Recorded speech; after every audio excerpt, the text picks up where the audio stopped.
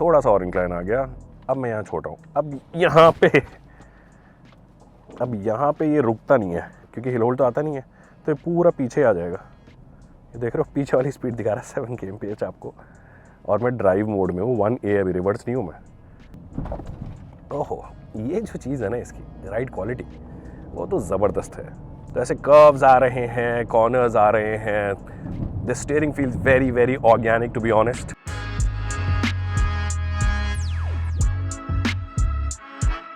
अगर आप existing CNG buyer हैं या फिर पोटेंशियल सीएनजी बायर हैं, तो आई एम श्योर आपके दिमाग में एक सवाल पक्का आया होगा कि सीएनजी में ऑटोमेटिक की कन्वीनियंस क्यों नहीं आती है, ऑटोमेटिक ट्रांसमिशन क्यों नहीं आता है, जब बाकी सब टेक्नोलॉजीज में अवेलेबल है, तो यहां पे क्या दिक्कत है।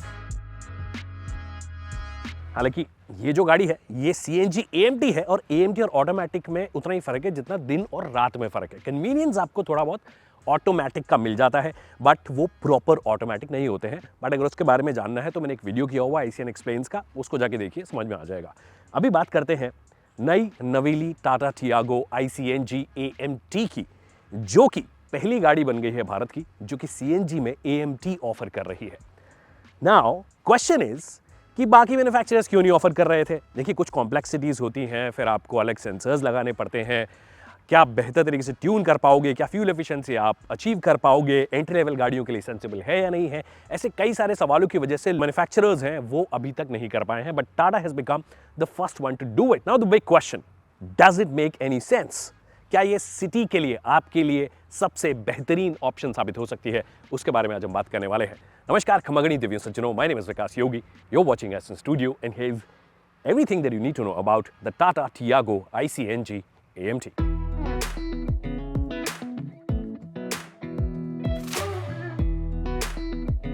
अब देखिए, डिजाइन या लुक्स पे मैं गाना नहीं गाऊंगा, वो इसलिए क्योंकि कुछ चेंज हुआ नहीं है। Also I still feel this is one of the best looking entry level hatchbacks out there in the country. बहुत वेल प्रोपोर्शन नजर आती है, बहुत सुंदर लगती है, इसका ईवी वर्जन भी एक्चुअली अच्छा लगता है। बट उसके बारे में हम बात नहीं कर रहे हैं, हम बात कर रहे हैं कि क्या चेंज मिलेगा। बताने के लिए बता सकता हूं कि कैसे पहचानोगे कि iCNG है, ये iCNG का बैज मिलेगा, दैट्स इट। अभी भी चाबी लगा के आपको इसका बूट ओपन करना पड़ेगा। बूट ऑफ कोर्स आपका कॉम्प्रोमाइज होगा क्योंकि इसके अंदर आपको 2 सिलेंडर्स मिल गए हैं। अगर आपने ये रख दिया है, एक छोटा बैग आ जाएगा, दैट्स अबाउट इट। तो सिटी कार के हिसाब से ठीक है, लॉन्ग ट्रिप्स पे जा रहे हो, you will have to reconsider that. Tata calls it world's first twin CNG cylinder technology. तो 2 सिलेंडर्स आपको नजर आ रहे हैं। वैसे टेक्नोलॉजी वो बोल रहे हैं, but this is called adjustment, जिससे कि ये इसको फ्लैट कर पाए हैं। हालांकि कैपेसिटी की बात करोगे तो कैपेसिटी अभी भी इसमें मैक्सिमम आप 10 किलो के आसपास सीएनजी डलवा सकते हो। तो in short that's the big change. 2 cylinders मिल गए हैं, थोड़ा फ्लैट आपको बूट मिल गया है, तो कन्वीनियंस वाइज थोड़ा सा बेहतर हो गया है। अंदर there is no change absolutely. एक एएमटी का गियर स्टिक आपको मिल गया है। पर इन सब सवालों के लिए मैं गाड़ी नहीं चला रहा हूं।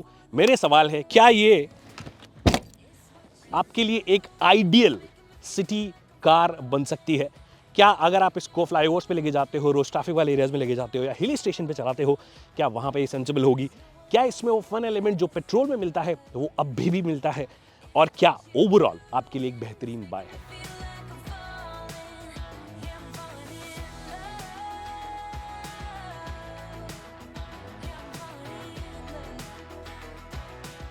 Right, so we are starting with the test number 1, जो कि बहुत ज़्यादा इंपॉर्टेंट हो जाती है, स्पेशली अगर आप AMT ले रहे हो, फिर उसके बाद में आप CNG ले रहे हो, फिर उसके बाद में 1.2 लीटर 3 सिलेंडर ले रहे हो।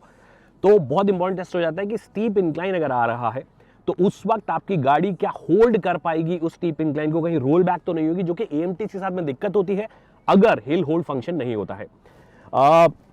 तो हम स्टार्ट कर रहे हैं अपना, हमने CNG मोड में इसको ऑलरेडी डाल लिया है, हम इसको स्टार्ट कर रहे हैं। थोड़ा सा स्टीप इंक्लाइन है, हम ये मिमिक करने की कोशिश कर रहे हैं कि अगर आप शहर में हो जहाँ पे फ्लाईओवर है, यहाँ पे ट्रैफिक जैम है, क्या वहाँ पर बिना हैंड ब्रेक, जो कि हैंड ब्रेक लगा के तो ज़्यादातर लोग काम चला ही लेते हैं, बिना हैंड ब्रेक के क्या ये अपने क्रीप फंक्शन की मदद से थोड़ा बहुत मुझे वो सपोर्ट प्रोवाइड करेगी, या फिर इसका भी बाकी AMTs की तरह हालत थोड़ी सी टाइट हो जाएगी? Alright, so we are starting with the test number 1। जैसे कि मैंने बोला था, अभी गाड़ी रिवर्स में है, न्यूट्रल में हमने डाली है, 1A यहाँ पे लिखा हुआ आ जाता है, और ज़्यादा स्टीप तो नहीं है, बट थोड़ी बहुत स्टीप है। तो मिमिक करने की कोशिश करेगा कि भैया अगर फ्लाईओवर पे अगर आप जा रहे हो तो कैसा होगा। इसमें ऑलरेडी क्रीप फंक्शन आता है बाय द वे, और हिल होल्ड असिस्ट नहीं आता है, ये ध्यान रखिएगा। तो क्रीप फंक्शन कई बार क्या है, हिल होल्ड के जैसे काम करने लग जाता है, कि आपको थोड़ा असिस्टेंस डेफिनेटली वो देता है कि अगर आप रेगुलर रोड पे चल रहे हो तो ऑफकोर्स 7-8 kmph की स्पीड दे देता है। हिल होल्ड पे ही चल रही है ये, ऊपर चढ़ना शुरू, स्पीड लो हो जाती है क्योंकि जैसे इंक्लाइन आना शुरू होता है ना, अब देखिए 0 हो गई है, होल्ड कर रहा है विच इज़ नाइस। बट आप अगर थोड़ा और इंक्लाइन पे जाओगे, which I am trying to do, it is revving up, नज़र आ रहा होगा आपको, थोड़ा सा और इंक्लाइन आ गया, अब मैं यहाँ छोटा हूँ, अब यहाँ पे ये रुकता नहीं है, मैंने ब्रेक मार दिया है पर ये रुकता नहीं है क्योंकि हिल होल्ड तो आता नहीं है, तो ये पूरा पीछे आ जाएगा। ये देख रहे हो पीछे वाली स्पीड दिखा रहा है 7 kmph आपको, और मैं ड्राइव मोड में हूँ, 1A अभी, रिवर्स नहीं हूँ मैं। अब ये वापस से एक बार क्रीप फंक्शन का एक्टिवेट हुआ, let's see if it works, let's see, no, यहाँ पे आते ही इसकी लिमिट ख़त्म हो जाती है, थोड़ा सा होल्ड करता है, वो किक इन करने की कोशिश कर रहा है इसका creep function, but I think it is also failing now, it's reversing, और रिवर्स वाली स्पीड अब आपको दिखाएगा ये स्पीड देखना। अब यहाँ पे जो कि ज़्यादा स्टीप नहीं है, यहाँ पे ये होल्ड कर लेता है इसको, बट हल्का सा स्टीप आते ही अब मिमिक करते हैं वो वाली सिचुएशन जब मान लीजिए आगे मेरे ट्रैफिक है, मैंने ब्रेक मार दिया। अब ये एक तरीका है कि आप हैंड ब्रेक को हाथ में रखो, वरना हैंड ब्रेक को हाथ नहीं रखोगे तो ये देखो ओ पीछे आने की कोशिश, पीछे आ जाता है। ओह, and now this can be dangerous. Come on, creep in. Just creep in. Okay. और ये गया, पर मैं एक्सीलेटर पे मैंने पाँव रखा है, बट मान लीजिए इस सिचुएशन में आ गया मैं और मैंने मार दिया ब्रेक। अब आप देखो साइन भी आ गया, मतलब ट्रांसमिशन गर्म होने का साइन भी आ गया था इसके अंदर। अभी देखना थोड़ा सा, अरे रे रे रे रे रे रे, फिर चला गया वापस साइन, पर बीच बीच में साइन भी आ रहा है। अब मैं एकदम से एक्सेलरेटर पे आता हूँ, हैंड ब्रेक खींच के, हाँ, hand brake is the final solution to this. अब देखिए वो आ गया sign. And now the test number 2, which is it as fun as its petrol only counterpart?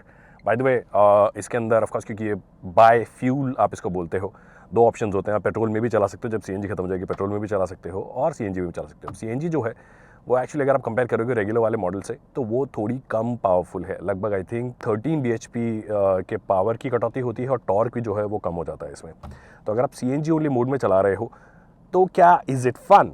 जो इसका naturally aspirated manual transmission version आता है वो तो डेफिनेटली काफ़ी फन लगता है हमें, despite the fact that it's a 3 cylinder, तो वो अपने वाइब्रेशंस इनहेरेंट सब चीज़ें आती है, but that's a lot of fun because it handles better also. Power जो है once you're on the move you feel really well.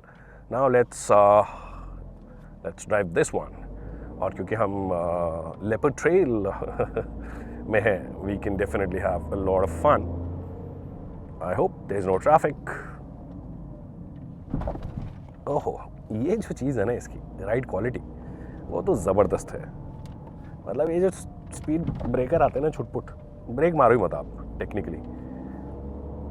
Now handling has always been its strong point, it still remains.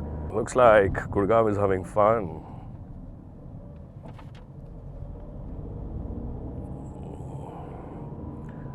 थोड़े से trails हमारे लिए भी छोड़ दो भैया। But anyway, let's go. So it always handles beautiful, no doubt about it. तो ऐसे कर्व्स आ रहे हैं, कॉर्नर्स आ रहे हैं, the steering feels very very organic to be honest. I know, I still remember जब भी ये 1.2 लीटर 3 सिलेंडर पॉट्स की बात आती है नेचुरली एस्पिरेटेड, तो मैं तुरंत फोर्ड फीगो को याद करने लग जाता हूँ। The way that used to handle that power that the engine had was something else of course. But existing crop of entry level hatchbacks की जब आप बात करोगे, if you still consider it as an entry level hatchback, which it is, तो this is one of the best handling cars in the segment for sure. अब क्योंकि आज reel बनाने वाले काफ़ी जनता आई है तो I can't push it to the limits, but मैंने क्योंकि इसे चलाया है, आज सुबह से मैं चला रहा हूँ, all I can tell you is that this is confidence inspiring. बहुत ऑर्गेनिक फील होती है, स्टीयरिंग बहुत अच्छा है। बट जो फन है ना उसमें दो एलिमेंट्स होते हैं। एक तो हैंडलिंग एट्रीब्यूट हो गया आपका, डायनामिकली कितनी सॉर्टेड है, छोटी गाड़ी है, शॉर्ट व्हील बेस है, अच्छी स्टीयरिंग सेटअप है, काफ़ी ऑर्गेनिक फील होता है, बढ़िया राइड क्वालिटी है। पर दूसरा एट्रीब्यूट जो होता है वो होता है कि इंजन कितना रिस्पॉन्सिव है और गियर बॉक्स कितना उसको सपोर्ट कर रहा है। नाउ लाइक आई सेड कि with the manual it always felt so great कि आपके हाथ में कंट्रोल है। यस, प्रॉब्लम है, लगभग 2000 आरपीएम से नीचे नीचे इस इंजन में कुछ फील होता नहीं है। और ये एएमटी भी कोशिश करता है कि जब आप गन कर रहे हो तो आपको हायर आरपीएम पे रखने की कोशिश करे, जो थोड़ा बहुत फन एलिमेंट देने की कोशिश करे। But at the end of the day it's not a manual, AMT अपनी हरकतें करेगा तो वो करता है। तो जैसे मैंने बोला कि एक तो इंजन की पावर ही कम हो गई है, टॉर्क भी कम हो गया है, तो वो जो फन एलिमेंट है वो थोड़ा सा गायब हो जाता है सीएनजी के साथ में। But I don't think CNG लोग फन के हिसाब से खरीदते भी हैं, तो वो एक बार को साइड में रख भी दो। बट एएमटी जो है अगर आप रेगुलर स्ट्रेट रोड्स पे चला रहे हो कहीं कोई दिक्कत नहीं करेगा। बट जैसे ही थोड़े बहुत ऐसे हिली सेक्शन और ऐसे किसी सेक्शन में जाओगे then this kind of gets confused, जो कि मोस्ट एएमटीज के साथ में दिक्कत है। I know some Japanese have done it slightly better, और उसका एडवांटेज एक्चुअली एएमटी से ज़्यादा इंजन पे भी जाता है, because that's a 4 cylinder 4 pot engine 1.2 litre, बहुत रिस्पॉन्सिव है। सुजुकी की जो K12 इंजन आता है, अनफॉर्चुनेटली वो भी अब 3 सिलेंडर का हो जाएगा, पता नहीं उसके बाद में क्या होगा। बट सो फार अभी तक 4 सिलेंडर के साथ में AMTs have been performing better. Also their AMT is slightly more mature. यहाँ पर वो चीज़ नहीं आएगी आपको, यू कैन क्लियरली फील कि भाई हाँ गियर चेंज हो रहा है।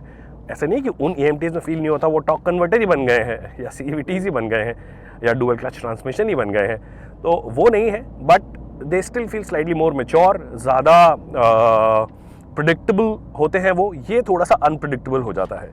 So in that sense CNG is no fun for sure, but इस गाड़ी की जो खास बातें हैं वो तो इसके साथ में आपको मिलती है। अब तीसरी जो बात सबसे इंपॉर्टेंट होती है अगर आप CNG खरीदते हो, वो ये कि भैया ये बताओ कि फ्यूल एफिशिएंसी देगी या नहीं देगी। अब देखिए ऑनेस्टली मुझे 4 घंटे के लिए टोटल ये गाड़ी मिली है। 4 घंटे के लिए क्यों? क्योंकि मैं पहले तो अपने घर से दिल्ली आया हूँ, 9 साढ़े 9 बजे हमें गाड़ी मिली है, मुझे 2 बजे वापस देनी है, ठीक है। तो मैं पूरा एक्सटेंसिवली इसके CNG टैंक को खाली नहीं कर सकता।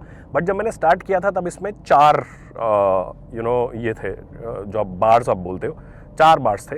It has already come down to 3, और मैंने सिर्फ 40 किलोमीटर अभी चलाया है, क्योंकि आप शहर में ज़्यादा चला रहे हो, तो शहर में ज़्यादा चलाते हो तो आप नंबर ऑफ किलोमीटर्स क्लॉक नहीं कर पाते हो। सो फार जो अभी तक चलाया है उसके अंदर फ्यूल एफिशिएंसी जैसा मेरे को लग नहीं रहा कि इसका स्ट्रॉन्ग फीट है। हालांकि कंपनी जो क्लेम कर रही है वो बोल रही है कि 28 किलोमीटर पर केजी आपको ये फ्यूल एफिशिएंसी दे देगी। अब आप हाई PSI हाई प्रेशर वाले CNG पंप पे भी जाओगे, 10 किलो मैक्सिमम इसमें भरवा सकते हो। तो कंपनी के क्लेम के हिसाब से अगर आप देखोगे तो 280 किलोमीटर की रेंज आपको दे देगी। पर एक्चुअली मुझे ऐसा लगता है कि ये आपको 20-21 खींच खांच के 20-21-22 का फ्यूल एफिशिएंसी दे दे तो इट्स मोर देन इनफ। क्योंकि मैंने पहले भी चलाई है इनकी CNG। यस, अभी इन्होंने वो टैंक को स्प्लिट कर दिया है जिसके बारे में हम ऑलरेडी बात कर चुके हैं, बट स्प्लिट कर दिया, बट उससे ऐसा नहीं कि कैपेसिटी उसकी बढ़ गई है, कैपेसिटी नहीं बढ़ी, थोड़ा कन्वीनियंस बढ़ा है बूट स्पेस का। बट मोटे मोटे तौर पर आपका जो एफिशिएंसी है उसमें कोई खास इंप्रूवमेंट हुआ नहीं है, वो एग्जैक्टली सेम रहने वाली है। दैट मीन्स 20 से लेकर अगर आप बहुत ही तमीज़ से चलाओगे तो 23-24 आपको मिल जाए। बट वहीं पर अगर आप एंट्री लेवल हैचबैक्स में CNG लेने की कोशिश करते हो, से मारुति का सिलेरियो और वैगनआर CNG, तो वो आपको क्लोज टू 35 की फ्यूल एफिशिएंसी दे देती है, मतलब 30 से 35। बाकी ऑफकोर्स जब तक मैं और चलाऊंगा तब तक ये डंडा ऑलमोस्ट खत्म ही हो जाएगा, शायद ऐसा लग रहा है कि अगर मैं हाईवे की तरफ जाऊंगा तो और थोड़ी बात कर लेंगे। बट या ये मोटी मोटी CNG के साथ में आपकी रिक्वायरमेंट्स क्या होती हैं उन पे हमने डिस्कशन कर लिया। CNG प्लस ऑटोमेटिक के साथ में क्या आपकी रिक्वायरमेंट होती है या क्यों आप जाना चाहते हो उसके बारे में भी बात कर लिया। Now the final words, does it make any sense? Is it the best entry level CNG that you can buy in India? देखिए वो बोलते हैं ना कि थोड़ी सी फिनेस की ज़रूरत है, स्पेशली AMT की अगर आप बात करोगे, वो ट्रांसमिशन की हिल होल्ड असिस्ट अगर इसे मिल जाता है, this will be the ultimate car for me honestly, अगर एंट्री लेवल गाड़ी आप जा रहे हो। बट क्योंकि वो एक बड़ी कमी है, और अगर आप हिली सेक्शन में जाते हो या रोज ट्रैफिक भरे वाले एरियाज में जाते हो जहाँ पे फ्लाईओवर्स को भी आपको ट्रैफिक में ही क्रॉस करना पड़ता है, then it becomes a problem. Otherwise अगर आप फ्लैट जगहों पे रह रहे हो जहाँ पर ऐसी कोई इशू नहीं है, घाट सेक्शंस नहीं है, हिली सेक्शंस नहीं है, तो फिर आपके लिए डेफिनेटली सेंसिबल हो सकती है। प्राइस भी जो है वो काफ़ी अट्रैक्टिव एक्चुअली इन्होंने रखी है। 7,90,000 से शुरू होती है इसका mid variant. Entry level variant में नहीं ऑफर किया गया है, आई विश उसमें भी ऑफर कर देते, बट 7,90,000 पे शुरू होती है। टॉप इन वेरिएंट जो कि हम चला रहे हैं XZA प्लस, वो 8,80,000 का मिलता है। और अगर आपको डुअल टोन का शौक है तो 10,000 रुपये एक्स्ट्रा दीजिए, 8,90,000 में आपको मिल जाएगा। So pricing is sorted, in fact involving भी है चलाने के अंदर फॉर CNG, पर वो जो बोला ना मैंने finesse, it just misses out on that, and that kind of ruins the whole experience. Thank you so much people for watching this video.